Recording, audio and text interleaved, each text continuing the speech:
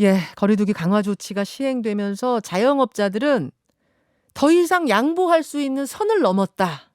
이렇게 절규하고 있습니다. 모레죠. 22일 대규모 정부 규탄 시위를 예고한 상태인데 아니 정부가 방역지원금 100만 원을 지급하기로 했는데 왜 자영업자들은 거리로 나서야 하는 걸까요? 자, 생생한 현장의 이야기 들어보죠. 전국 자영업자 비대위의 조지현 공동대표 연결이 되어 있습니다. 조지현 대표님 안녕하세요. 예, 예, 나와 있습니다. 네, 조 대표님은 어떤 사업을 하세요? 저는 공간대관업이라고요. 이전에 그 문화적 용어인 파티룸이라고 불렸던 예. 예, 대관업을 하고 있습니다. 뭐 파티나 모임 같은 거 할 때 이 공간 빌려 대여하는 그런 사업. 지금 네, 그 파티라는 얘기는 사실 파티는 하지는 않고요. 전체적으로 이제 고객 니즈에 맞게 여러 가지 용도로 대관을 네. 하는 곳인데 그렇게 좀 매도가 돼 있기는 합니다. 그래요. 연말은 자영업자에겐 정말 대목인데 지금 네네. 뭐 상황들이 어떻다고 접수가 되고 있습니까? 일단은 저 같은 경우 2개 매장 운영하면서 그 단계적 일상회복 시작이 되면서 한 40개 정도의 예약이 들어왔었거든요. 근데 예. 지금 그 10인에서 6인으로 인원 축소가 되고 이후에 이제 방역 패스 발휘되면서 지금 40개 중에 28개가 취소가 됐고 지금도 계속 환불 중에 있습니다. 예, 추가적으로 지금 취소 문의가 들어오고 있는 상황이고요. 10명에서 6명으로 줄었을 때 확 한 번 취소가 네네. 됐고 6명에서 네네, 4명 맞습니다. 되면서 또 지금 취소가 줄을 잇고 있는 그렇죠. 거예요? 예, 예. 지금 나머지 예약이 유지가 되고 있는 것들도 취소 문의가 계속 오고 있는 상황이고요. 예를 들어 참치집 사장님 같은 경우는 그 연말 예약 상황을 보고 네. 1,500만 원어치 재료를 이제 먼저 신청을 했는데 아이고. 예약이 다 취소가 되다 보니 이 재료들을 지금 버려야 되는 상황이 있고 또 어제 말씀 주셨던 그 식당 하시는 저희 사장님 중에 한 분은 네. 이제 11월 달 일상 회복되면서 하루 매출 그래도 7,80만 원까지 올라왔었는데 네. 어제 딱 2테이블 48,000원 매출이었었다고 하더라고요. 그러니까 아이고. 그만큼 저희 심각한 상황인 거죠. 네. 그러니까 일상 회복 위드 코로나 시작되면서 매출이 한 7,80만 원까지 회복이 됐다가 네네. 하루 매출이 요번 주말에 바로 48,000원이 됐다고요? 네네. 2테이블 딱 있었다고 하더라고요. 근데 저희가 지금 당장의 매출 저하도 문제이긴 하지만 네. 지금 계속 작년부터 2년여 가까이 작년 3월에 제일 처음 이렇게 저희 행정명령이 내려졌었거든요. 그렇죠. 강제적 행정명령이기 때문에 저희 시간을 이제 축소해서 혹은 문을 닫아야 되는 상황들이 계속 누적이 되어 왔어요. 네, 그래서 이번에 그나마 이 누적된 손실에 대한 부분을 조금 메꿀 수 있는 과정이라고 생각을 했는데 이마저도 지금 안 되는 상황이 돼버렸고 내년 2월 달에 또 직접 대출했던 저희 정부 이제 그 융자 네. 또 이제 상환시기가 도래합니다. 그래요? 네네 원금 상환까지 해야 되는 상황이기 때문에 이 상황은 정말 너무 절망적이죠. 그냥 문을 닫으라는 상황밖에 안 됩니다. 그 막 제보들 들어오는 거 보면은 이게 네네. 참 이게 눈뜨고 볼 수 없는 이런 안타까운 상황들이 많습니까?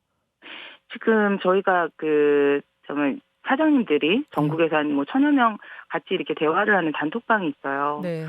이 단톡방에서 이전에 9월에도 그 마지막 소식들을 계속 들려주셨던 분들이 너무 많았기 때문에 서로 위로만 하다가 이러면 안 되겠다 싶어서 합동분향소를 설치를 했었던 부분이거든요. 마지막 소식이라는 건 그러니까 목숨을 끊은 분들이 네, 그 방 안에도 맞습니다. 계시단 말이에요. 네네. 그래서 먼저 여기서 얘기들이 그러니까 옆집에 계셨던 분이 혹은 지인의 소식을 이렇게 이 커뮤니티 안에서 얘기들을 했었기 때문에 얼마나 상황이 심각한지를 확인을 해보려고 잠깐 이틀 동안에 이제 어떤 좀 이렇게 많이 노출되어 있는 카페에 올려서 제보를 받았는데 이틀 동안에만 22분이 접수가 됐었거든요. 그래서 저희가 합동분향소를 열고 앞으로는 그런 일을 하시지 않게끔 하기 위해서 위로를 드리고자 했던 부분이었는데 알겠습니다. 요즘 그런 소식이 다시 들리고 있습니다. 네. 알겠습니다. 상황은 이렇게 전해 듣지 않아도 사실 짐작이 돼요. 이게 지금 코로나가 2년이나 됐기 때문에 짐작이 되는데 근데 정부로서도 어쩔 수가 없는 것이 이렇게 지금 확진자가 폭증하고 있으니 거리두기를 하는 수밖에 없지 않느냐. 짧고 굵게 해서 이 확진자 수를 좀 낮춰야 폭증세를 낮춰야 결국은 소상공인들에게도 장기적으로 나은 게 아니겠느냐. 그러니까 좀 같이 좀 참아달라. 대신 손실보상금으로 방역지원금 100만 원씩을 지급하겠다. 이런 대안을 내놓은 거거든요. 일단은 짧고 굵게라는 지금 거리두기, 그러니까 저희 방역을 하지 말자는 게 아니고요. 예. 방식에 대한 의미는 있는 거죠. 이제 이 거리두기 방식이 제일 이것보다 더 강한 단계였던 저녁 2인까지 제한을 하고 시간 제한을 했던 네. 4단계를 시행을 했을 때요. 처음 7월 7일 날 확진자가 1,000명이 넘었어요. 그리고 12일 날 이 거리두기 4단계 조치를 했고 네. 10월 달까지 일상회복 들어가기 전까지 계속 유지를 했는데 1,000명 이하로 확진자가 줄어든 적이 한 번도 없습니다. 단 하루도 없어요. 10월 31일 날 2,200명 시작으로 네. 단계적 일상회복 시작을 했거든요. 그렇다고 하면 이 지금 시간 제한과 예. 이 인원 제한으로 일정 어떤 구역, 그러니까 업종에 대한 이제 행정 제재를 하는 게 효과가 있는지에 대한 다시 재고가 있어야 된다는 거죠. 근데 그런 상황 없이 지금 다시 똑같은 과정을 뭐 습관처럼 지금 반복하고 있지 않습니까? 그래서 확진자를 줄이게 합니다라고 하면 네.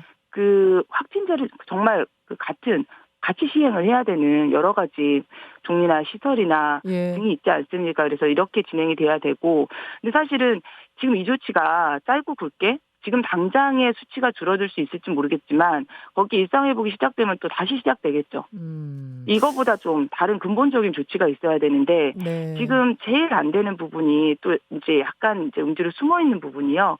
확진자 동선 관리가 안 되고 있어요. 너무 많이 확진자 지금 역학조사요. 나오고 있으니까 그렇죠. 역학조사가 못 따라가고 있는 상황이죠. 자, 정리를 좀 해보자면 그러니까 네네. 이 방법을 해서 확실하게 100% 효과가 있다 이러면 우리가 참고 짧고 굵게 끝낸다는 것에 동의하겠지만 네네. 효과가 사실상 크지 않다는 걸, 이것만으로는 크지 않다는 걸 알면서도 그냥 손쉽게 문 일찍 닫아라, 인원 제한해라, 네네. 이렇게 가고 있는 건 아니냐. 여기에 네네. 속상함이 있단 말씀이세요. 저희는 지금 생계를 포기하면서까지 해야 되는 이 과도한 어떤 희생이거든요. 예. 근데 이런 부분이 그런 희망이 있다라고 하면 할 수 있어요. 희생할 수 있습니다. 근데 이렇게 한다고 하더라도 네. 이후에 또 다시 도래할 거라고 예상이 되거든요. 100만 원 지급하는 문제는 어떻게 생각하세요? 피해 정도가요, 다 다르거든요.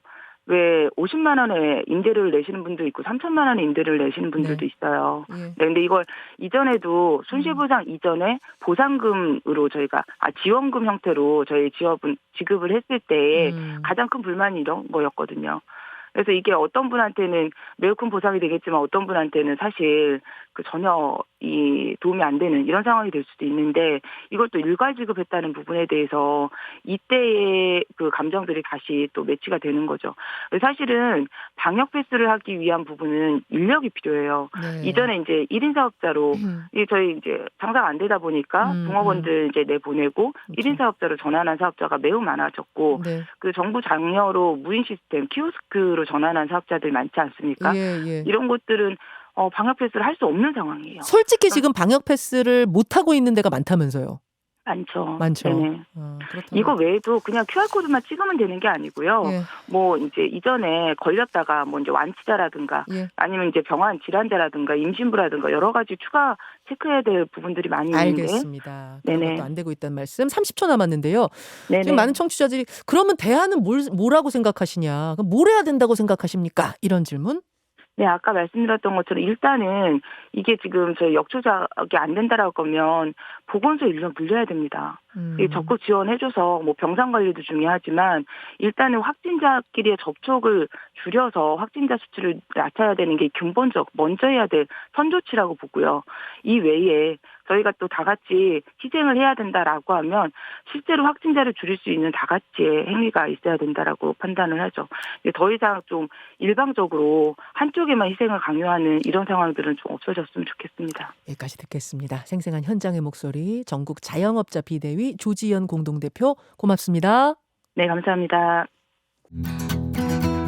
김현정의 뉴스쇼는 청취자 여러분의 참여로 이루어집니다. 트위터, 페이스북, 레인보우 게시판, 그리고 단문 50원, 장문 100원의 유료 문자 샵 1212, 우물정 1212 통해 참여하실 수 있습니다.